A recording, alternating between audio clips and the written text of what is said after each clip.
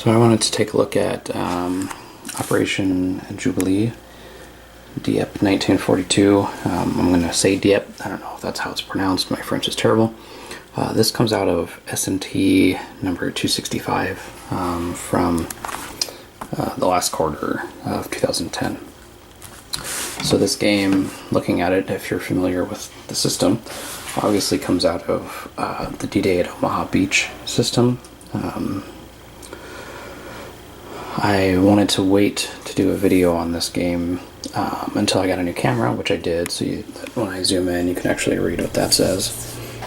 Even down here, I mean, we can read things finally, which is great. So I wanted to do it after I got a new camera, but before D-Day at Omaha Beach is reprinting, but I guess they're charging like within the next week or so. So I'm going to try to get this knocked out. It's a fairly quick game, I guess, especially compared to D-Day at Omaha Beach, but just to kind of give people a look at the system in anticipation of D-Day at Omaha Beach reprinting. It's probably one of my most anticipated games of the year. So what are we doing? Down here are landing boxes. Here, there's it's a single map sheet that you then cut in half and kind of tape down. Regarding the map, there are a few errata things that are readily available online. This black triangle here, which is a movement priority to this hex, wasn't on there. I markered it in. And then right here, smeared a little bit, that green dot wasn't printed on the map. I kind of markered that in too, and it didn't dry fully. Anyway, so there are 3 beaches. The orange beach here, the yellow beach here, and then this is the Dieppe beach. And it has a blue landing area, a white and red landing area, and a green landing area. So the chits are going to come on, or the units for the Commonwealth are going to come on per the turn chart, and they're designated where they're going to go. They'll come on here, you roll a random event to get them up. And in these colored hexes are potentially going to be German fire bases. The letters are where certain ones start, and then these black and white triangles, let's take a look at this guy. If there's no one in his field of fire, or his fire zone, I can't remember, I just played Digital Devil's Cauldron and they call it a fire zone. I think this is field of fire. If there's a fire base here, but there's no one in his fire zone, it's going to move here, unless this is occupied by a Commonwealth unit or a German unit. In that case, it would go here if it can. If not, it just stays put. But the first thing that each German unit is going to want to do is fire at something within its fire zone. And the fire zones extend out to here. So, obviously things coming onto the beach will get hit even before they land, which of course is historically accurate. Back to the magazine, the article on this was actually very, very interesting. Just an atrocious failure. Yeah. So I guess this game, in comparison to D-Day at Omaha Beach, is a lot less complex. Everything's done with a chit draw. There aren't the cards. And I think this might actually be easier to win, even though this mission in reality was a failure and the Omaha Beach landings were a success. This game is actually easier to win. So because of that, the designer, John Butterfield, put out some errata to kind of fix a couple things, make the first turn a little bit harder. I'm thinking, so what happens and we'll take a look at this as the game goes along, but so a unit's going to start here. Early in the game, there's not going to be any Commonwealth units up here, so it's going to move here. And then it's going to move here, and then it's going to move here, and then it's going to move here. Right, so by the time Commonwealth units are about here on the map, all the German forces are up here. And no replenishments come for the Germans, so it seems like that might be what needs to happen. One of the fixes suggested is here in turn 16, the Commonwealth units call for evacuation, which is designated by this. That's how many steps can come off the beach at one time. Once that happens, it's been suggested that the Commonwealth units can't get any more victory points, which are these red circles here. And there are some juicy ones back here. There's a 3 there and a 3 there at the airfield. And yeah, so going back to this guy, it's sitting here. Well, the division headquarters is right here. I don't know why this unit would move. I guess to get more forces on, but it seems like something should come up and garrison right there.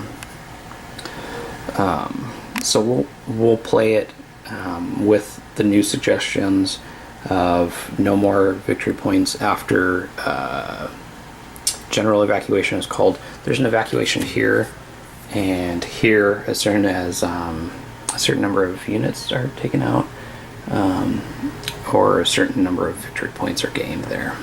So here there's only 5, and then these guys can retreat. These guys can evacuate, and these guys can evacuate without calling general evacuation, because there's only 5 victory points in each of those areas. So we'll come back once it's set up. I'll talk a little bit about the setup. It's pretty straightforward. And again, there are a few errata things that the counters didn't have their right turn or their right landing blocks printed on them. I'm not going to mess with the counters there, but I'll just set them up correctly, and we'll come back. So setup for the German units is really easy. Basically, it goes like this. The starting hexes for the Germans have a letter in them. I almost said number. So what we'll do is we will come over here. I think all the Y's end up in yellow, which is interesting. And then you just randomly place them. So it says what kind of unit it is. I don't know. Because I guess theoretically, if I play this enough, I'll know exactly what that is. I don't know how much that matters. But, maybe I try to keep this guy out of the victory point hex. Yeah, I don't know. So that's basically it. We'll do the same for orange over here. So we'll look at one of these C's. So basically, all the German units is a number. Some of them will have this modifier here that's heavy weapons. What that means is you need heavy weapons to have a chance of hurting it, really. And we'll take a look at that again when it comes to combat. But basically, it's just a strength number. Some of them have modifiers. The modifiers are heavy weapons and flanking, and the modifiers and strength come from here, and this is kind of half capabilities of the unit. Certain times during the game from a chit pool, and these are the chits, and there's actually quite a bit, and I was wondering how that would work. And basically you draw them until you draw them 3 per turn, you set them aside until the turn says to return it. So then they all go back in at the end of that turn to be drawn again, potentially. So the depth markers, much like the units, are strength and the modifier. So that adds 1 to the strength of the unit and it needs to be flanked. What that means is if it's here, it needs to be attacked from 2 hex sides by the Commonwealth units. If there's 2 flanking, they have to be attacked by 2 units that can't be adjacent. So like here and here, they could be attacked from. Otherwise, it's not gonna go well for the Commonwealth units. And then here's the heavy weapons. I don't think that 2 heavy weapons means anything. You don't need any more heavy weapons. But that's what the depth markers do. They add to the strength of those German positions. All right, so I'll finish setting up the Germans. I'll put the guys on the turn track, and I think we can probably get started. So we're all finished with the setup. We got our Commonwealth units on the turn track, other than the commando units that are going to go into the yellow and orange beach over here. Also, these 3 coastal positions are coming. They start the game disrupted. So basically what we'll do is first we roll a die to see what happens with our commandos.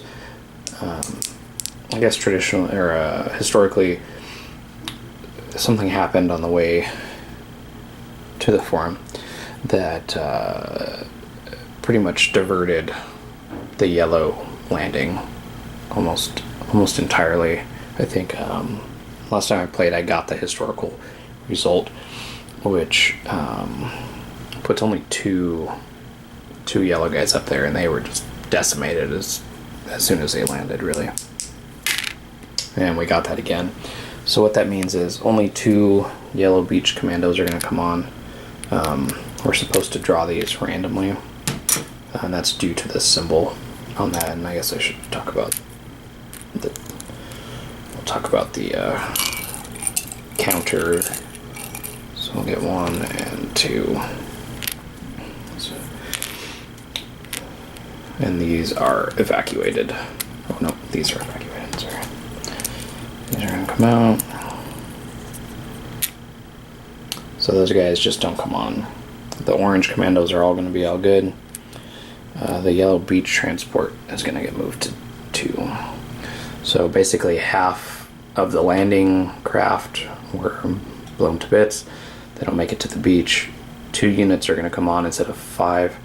And they're only going to have 2 transport points. What I think I already explained it. The transport points are used to bring people off of that beach. So we can put these on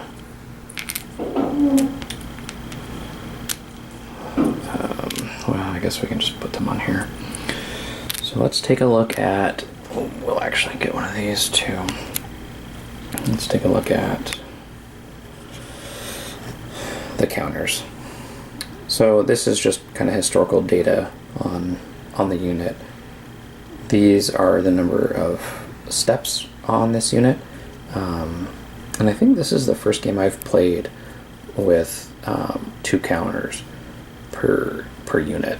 So this is a 3-step unit that is a diamond on its backside is the 2-step, and then there's a bunch of these generic 1-step units that will come on to replace that. Type of unit, again, this is infantry commando. This is the turn it comes on. This is where it will come on. So G2 is green 2. It'll come on right here. This is its combat strength. This is tactical advantage, or whatever they call it. What do they call it? Required tactics. So I guess that's just tactics. So that's heavy weapons. Nothing's marked as flanked, like I said before. They have to flank to do it. And then this is the strength of the unit. And again, that's going to go down. And also you can see that this guy loses his heavy weapon as he's eliminated. And then this symbol, there are circles, triangles, and diamonds. And basically that corresponds to, on these German action chits, that guy is going to be more likely to hit triangles than anything else. And green would also get the armor advantage on that.